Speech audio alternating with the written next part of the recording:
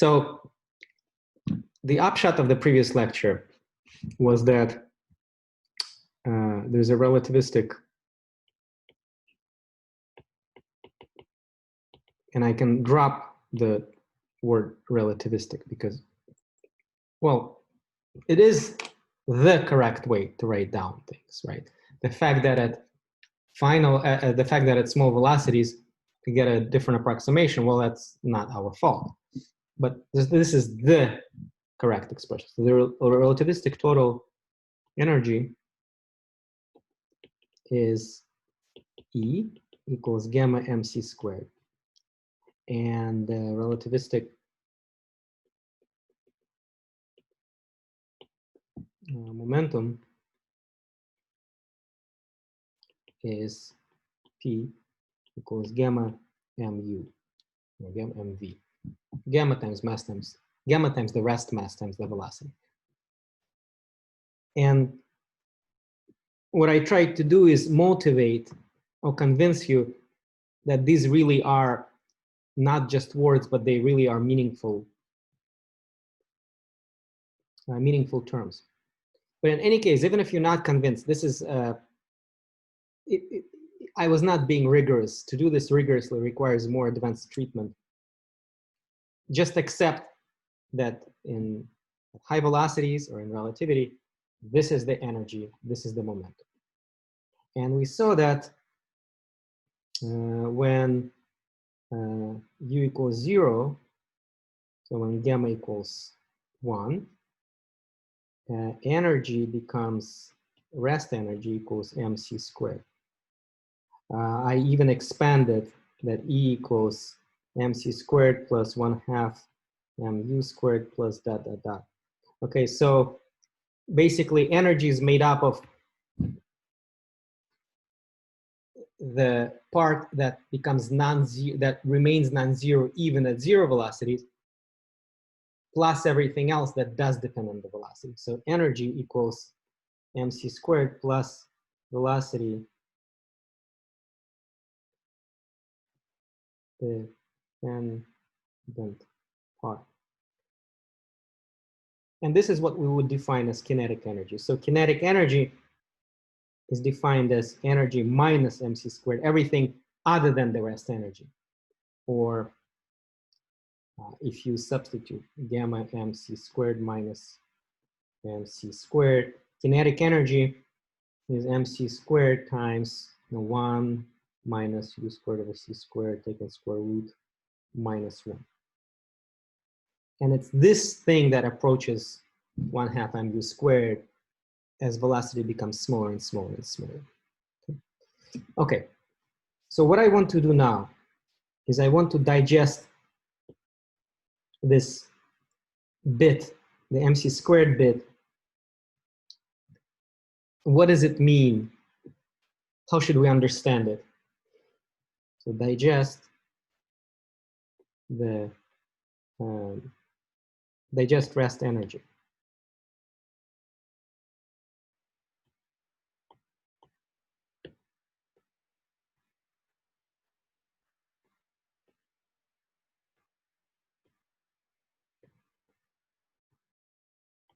The energy that an object has at 0 velocity, or in the frame in which it has 0 velocity.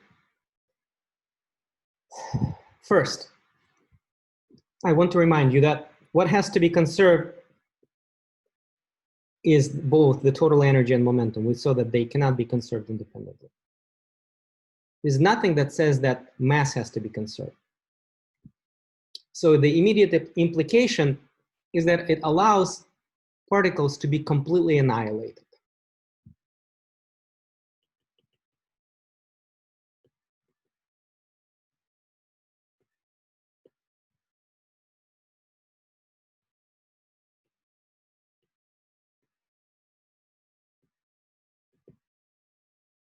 As long as there's some way to preserve the energy, for example, by emitting light, then you conserve energy, and light also carries momentum, so you conserve momentum, you're good to go. No one says that mass has to be conserved. So for example, let's say you have an electron and a positron, and they meet together, they annihilate. Okay, and so this is I should probably do this. So this is before. Um,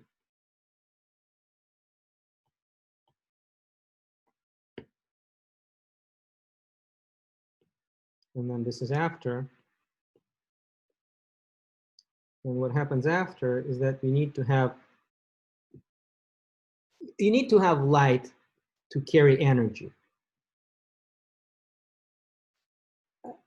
Light, being a wave, carries energy and momentum. Waves carry momentum. Later we will learn that light is quantized, so it comes in the form of particles called photons. So you can think of these two photons, but the main thing is that light allows to soak up the energy that was in the form of rest energy. Let's say initially their velocities in whatever frame I'm viewing this was not significant. I mean, snail space. They just kind of approach each other, and light comes out. The energy of the total system before the collision or before the annihilation was not kinetic energy. It was mostly in the MC squared parts, okay? So note that there have to be two photons in order to conserve momentum. The net initial momentum is 0, and each photon carries energy and momentum. So we do need a second photon to make up the final momentum. And energetically, this looks like this. M of the positron, c squared, plus M of the electron times c squared, plus 2 initial kinetic energy, not significant, but okay, you can smash them at high velocities, then it is significant, equals 2 energies of the photons. Or simply just energy of light. The idea that light carries energy is a classical idea, okay? And so this is insignificant. Energy is conserved.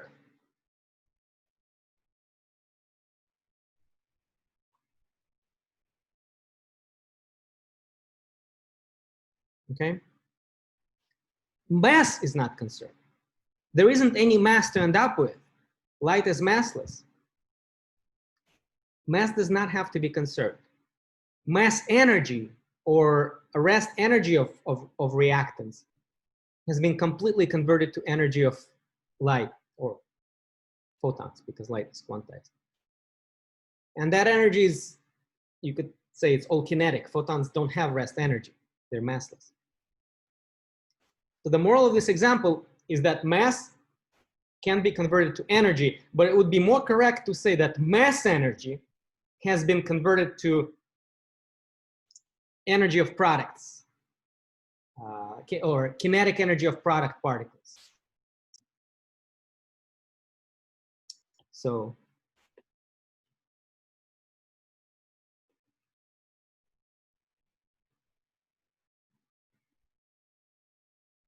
I want you to get used to the idea of mass as a form of energy. MC squared, well, C squared is just there to convert to units. I can work in units in which C equals 1, light years per years, light seconds per seconds, light nanoseconds per nanoseconds. And then M and E, the energy would say E equals M plus the kinetic energy. So M really is a form of energy. Okay, so I want you to start seeing it that way. So the moral is mass energy has been converted to energy of product particles. And let's say if there was a reaction that's different. So let's say initial was, you have particle of mass M1, particle of mass M2. And kinetic energy initial is approximately 0. But the final product particles, they're different particles of different nature. And kinetic energy is much larger. So kinetic energy final, let's say initial kinetic energy is, say, 1 joule. So let's say initial kinetic energy is much, much smaller than initial initial mass energy. Okay, so let's say most of the energy was stored in the masses. Okay.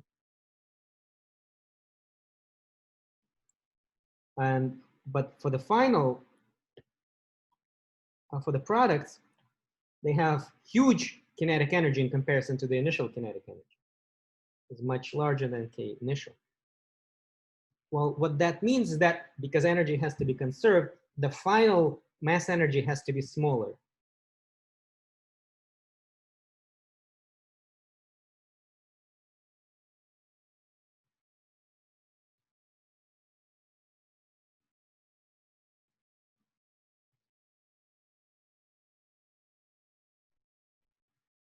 So here's another example. This is another example. It does not have to be all about elementary particles. Here's a macroscopic example. And this is a very recent example. It's very timely. A recent discovery of gravitational waves. So the very first detection, the historic discovery of gravitational waves in 2000, I guess it was 2016. The discovery was 2015. It was announced 2016. It involved the detection. It involved a collision of two black holes, one with a mass of about 35 solar masses and the other 30 solar masses. They merged to form a larger black hole. Now, conventionally, you would say, well, that larger black hole must have mass of 65 solar masses. It's like two droplets merging. However, based on the properties of the gravitational waves, they learned that the mass of the product black hole was measured to be only 62 solar masses. 3 solar masses went missing. What happened to the missing 3 solar masses? That's a gigantic mass, 3 solar masses. It was converted to energy of the resulting gravitational waves. No mass. They're massless. Gravitational waves are massless. So while the above example with photons treats the photon as a particle, gravitational waves aren't a particle. Although they could be made up of particles called gravitons, but that's irrelevant. They are waves, and waves carry energy. Ocean waves carry energy, sound waves carry energy, light waves carry energy. That's a pre-quantization idea. So what matters is that gravitational waves, as all other waves, carry energy. And this energy came from a part of the mass energy of initial black holes. So you have, it was a kind of a spiraling in collision. You had black hole 1, right, and a black hole 2, okay, spiraling in collision of black holes. So mass of 1 was equal to 30 mass of the sun. A mass of 2 was equal to 35 mass of the sun. Ridiculously high masses. And when they, so this was initial. And the final, you had 1, okay, so black hole star, okay?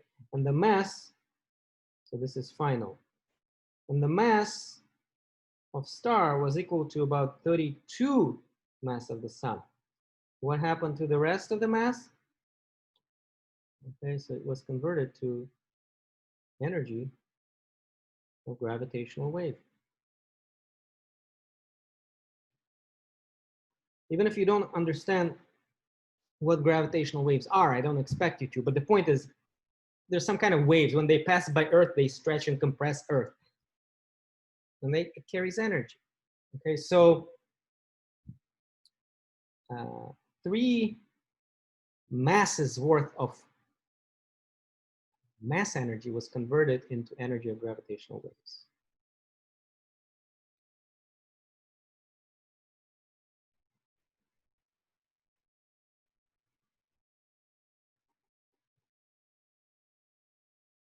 This is huge.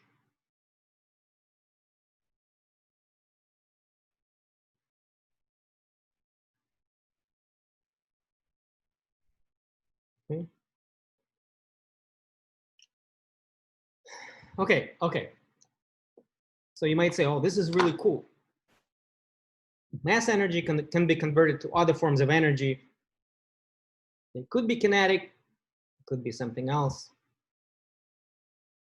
But the idea of mass energy or rest energy or simply MC squared type of energy has other interesting implications. Let's try to digest those.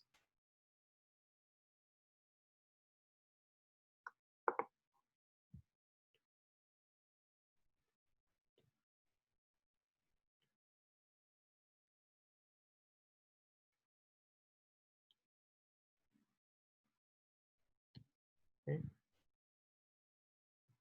So let's consider a few other thought experiments. Consider a box of ideal gas. So you have a box and the atoms are not interacting. They have only kinetic energy and there are n atoms in the box. Okay, consider a box. Ideal gas means particles are not interacting. That's what it means. Consider a box of ideal gas. And you might say, well, why does it have to be ideal? For simplicity. Okay, so you have particles moving around.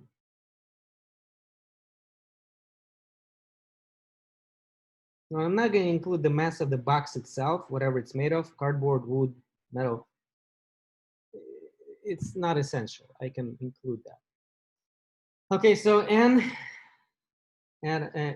atoms of ideal gas inside.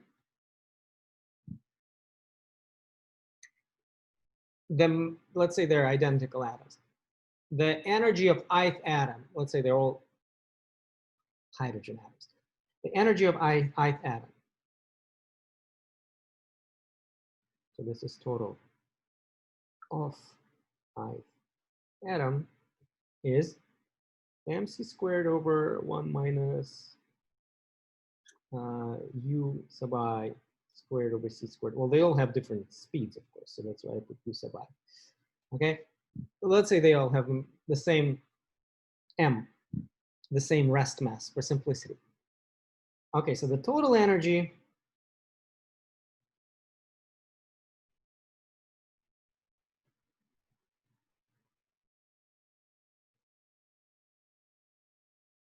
I'm not including the mass of the box. It can be included, but that's only going to make things more complicated. Is this?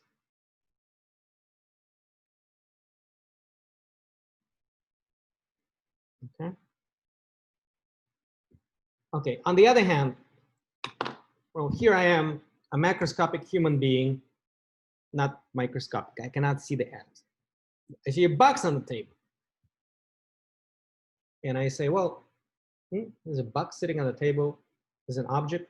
It has some mass, big M. So the total energy is big M c squared plus the kinetic energy of the box, which is 0, right? But let me write that down. So on the other hand, so here's a table, there's a box.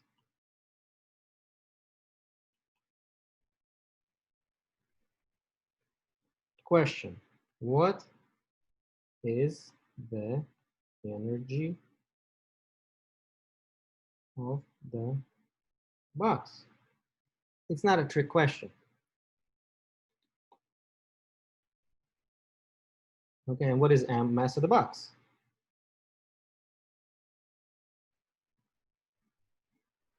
Okay, and again, I'm not including the mass of the box itself. Let's say it's a very, very, very light box.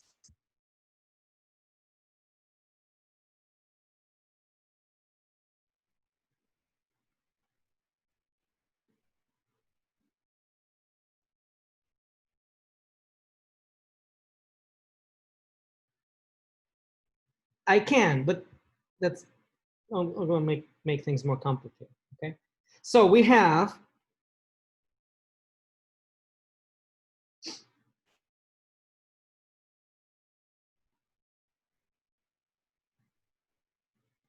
okay. Agree?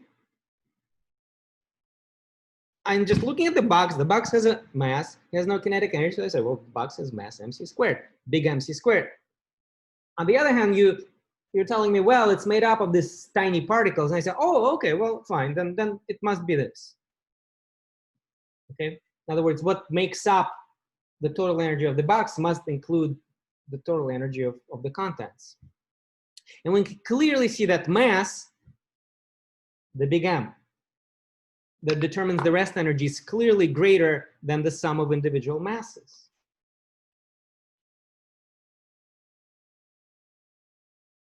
So NM. I'm assuming that they're all the same. Because you see denominators are less than 1. U is less than C, so 1 minus U squared over C squared is less than 1. So the stuff in the sum, in addition to the M's, they also have this denominator that's less than 1. So 1 over that is bigger than 1. Okay, and so we see that M is bigger than n times the mass of individual particle. We can also write it like this. We can say that n mc squared plus the total sum of kinetic energy. Let me make sure I put the subscript. Equals mc squared. So m is bigger than nm. That's just another way of saying that. Okay, but this big M is the rest mass of the whole box. It's the mass that determines how much force I should apply if I want to get the box to acquire some fixed acceleration. So the presence of energy that's beyond just the sum of all mass energy of the constituent particles causes the inertia of the whole system to be larger than the sum of individual masses. So if I have a box with particles at high temperature versus a box with the same number of particles where they're barely moving,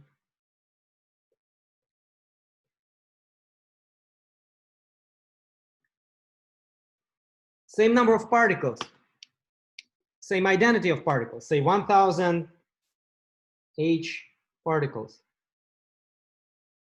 1000 H particles. One is at high temperature, they're moving about like crazy, the other is at low. And I kick each box with the foot such that it experiences acceleration of 1 meter per second squared. My foot is going to hurt more when I kick this box to acquire 1 meter per second squared acceleration than when I kick this box. This box right here would seem heavier. It would seem more inertial. It requires more force to acquire the same acceleration. This box is more inertial. Okay, it requires more applied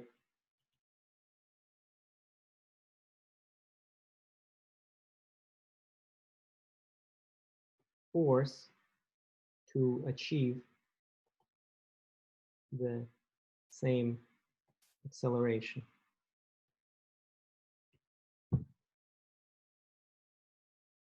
Okay, so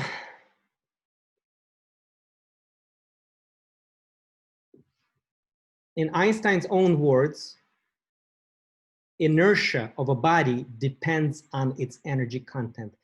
In this particular example, the energy content was in the form of, well, rest energy plus the kinetic energy of particles. And there is more energy content here than here.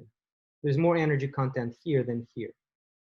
The rest energy content is the same for both boxes, but in this case, there's more, in the left case, there's more kinetic energy. So it's more inertial. Energy has inertia in a sense. Let's look at an example where there's not a kinetic energy involved. Okay, so another example. Example in which the energy content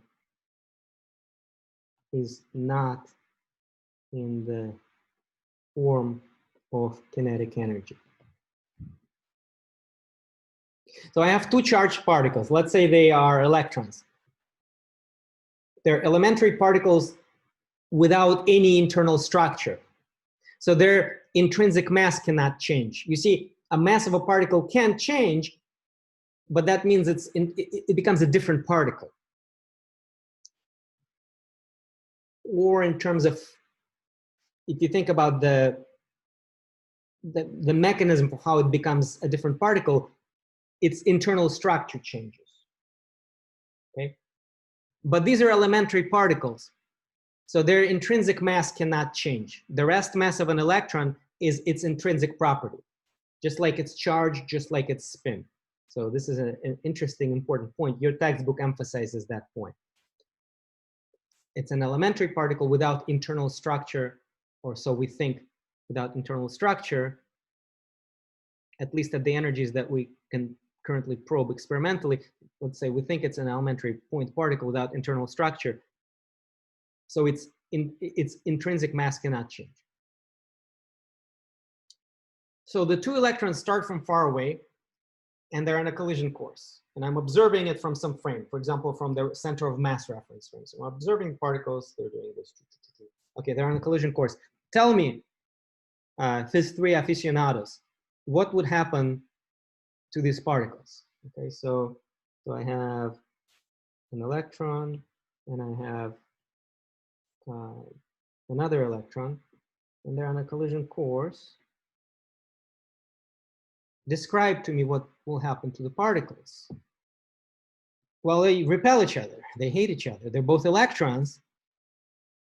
So each applies an opposing force on the other. So each applies an acceleration pointing in the direction opposite of their velocity.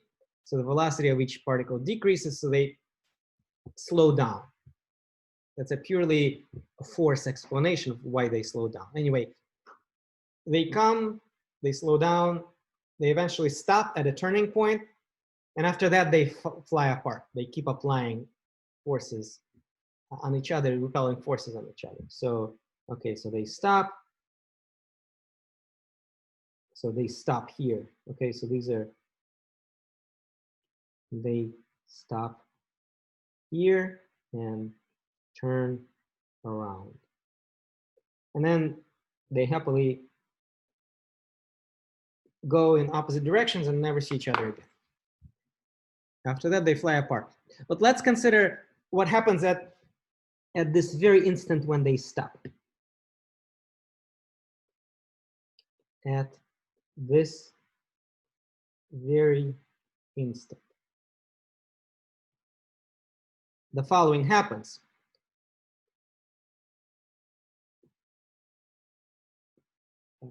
So actually, before that instant, what we have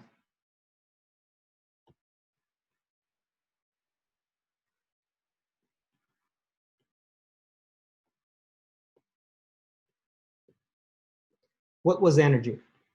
2 times m times c squared, they're both electrons, plus 2 initial kinetic energy. And at the turning point,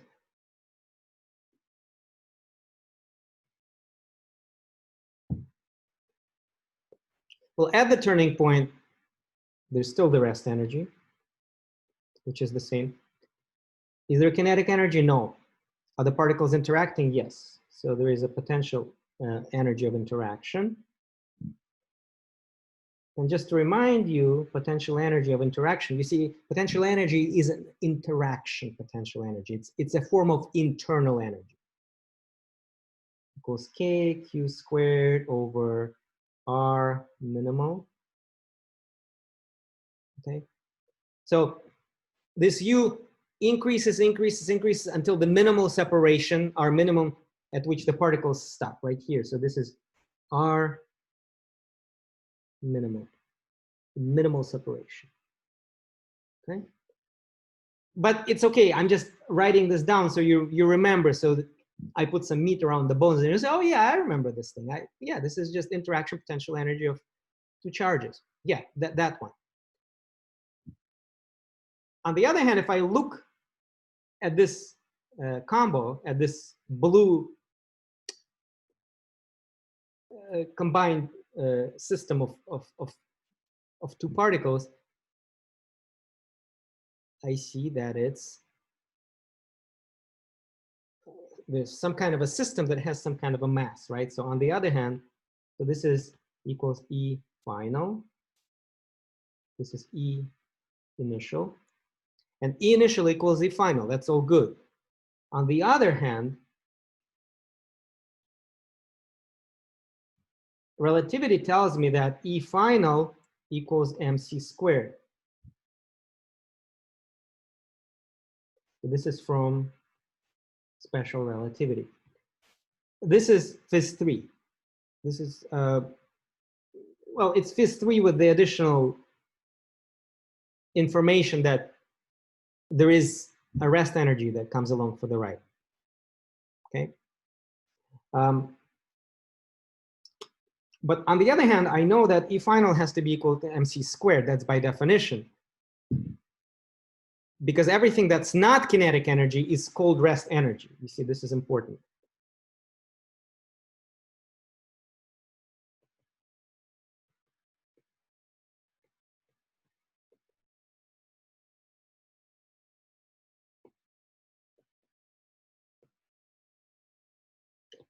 So potential energy of interaction is part of rest energy. So you may be wondering, well, I learned about kinetic energy, I learned about potential energy, and today you told me about rest energy. Rest energy includes the internal energy of what makes up a system. At the moment when they stop, this is a system of two particles. At that moment, I take a picture, and let's say at that moment, I kick the two particles with a foot. And I want them to acquire a certain acceleration. So again, I divide the applied force by the acceleration. I say, aha, well, the mass is so and so. So that's the big M. It's the mass of the combined doublet, the system. It's an unstable system because they fly apart. But at that moment, it is a system of particles. And I can do a kicking experiment with a foot, right? And my foot will hurt more the larger is M. Okay, and so, okay, so on the other hand, the final is given by this. So we have 2mc squared plus u of interaction at the moment at the stopping moment equals mc squared. And we can see again that m is bigger than 2m. Internal energy of a system contributes to system's inertia. Okay, if I have a very long box with 2 electrons far apart and I kick that box, versus it's the box with 2 electrons at the moment when they're very close. They really hate each other, very antagonistic. And I kick that box, my foot will hurt more. It's a more inertial system. It has more inertia. It's more massive.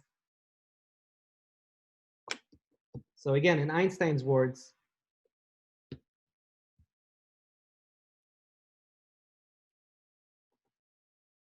inertia of a body depends upon its energy content. So in 1905, he published 4 papers. Each started a new branch of science. So it's called the miracle year. The first paper, one of the papers was called On Electrodynamics of Moving Bodies, where he presented special relativity, the stuff that we discussed up until yesterday. And the other paper was called Does Inertia of a Body Depend Upon Its Energy Content? And the answer is yes. And vice versa. The mass of a body is a measure of its energy content. Rather than mass, we should really talk about mass energy. One more example, because you need it in order to do the homework. Not this example, but will help you. So you have 2 lumps of clay.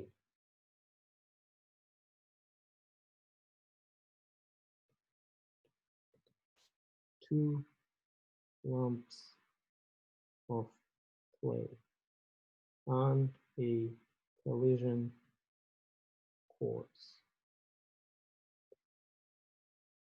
Each has a rest mass m. Again, it's the rest mass that I'm talking about. So this is rest mass, and this is also rest mass.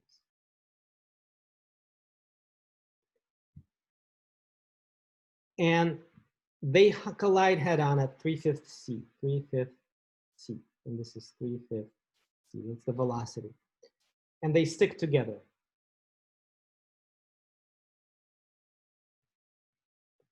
Okay, stick together. Do they move? No. To conserve momentum, the initial momentum is 0. The final momentum must be 0. So they stick together. And what is the mass of that composite clump that's resting now? So in this case, the conservation of momentum is trivial, 0 before, 0 after. Okay, P total initial equals 0, P total final equals 0. The total energy of each clump prior to collision is, okay, so this is energy mc squared over 1 minus 3/5 squared. Okay, and you have 2 of those, equals 5/4 mc squared. So 5/4 mc squared plus 5/4 mc squared equals mc squared. Okay, so m, 5/4 plus 5/4 is 5/2. The c squared cancel is 5 m, which is greater than 2m. Mass was not conserved in this collision. Where did that larger final mass came from? The kinetic energy was converted into the rest energy, so the mass increased. So in the classical analysis of such a collision, we say that kinetic energy was converted into thermal or internal energy. The composite lump is hotter than the 2 colliding pieces, and that is still true. It is hotter. But classically, we would just stop at that point. We wouldn't realize that that internal energy that's in the form of thermal energy or heat actually increases the inertia of the final piece of clay, of the combined piece of clay. But this internal energy is the sum of the total of the random kinetic and potential energies of all the atoms and molecules in the substance. They're now moving about crazily from all that heat. Relativity tells us that these microscopic energies are represented in the inertia of the object, or in the mass of the object, because mass is a measure of inertia. A hot potato is heavier than a cold potato. And a compressed spring is heavier than a relaxed spring. You have a homework question about that. So relativistic, the relative increase is minuscule in the case of the potato, but in the realm of elementary particles, it can be significant. So a neutral pi meson has a mass of 2.4 times 10 to the minus 28 kg. It decays into an electron and a positron, and each has a mass of 9.11 times 10 to the minus 31 kg. That's a decrease of 3 orders of magnitude. So the rest energy is converted almost entirely into kinetic energy of the products. Less than 1% of the original mass remains.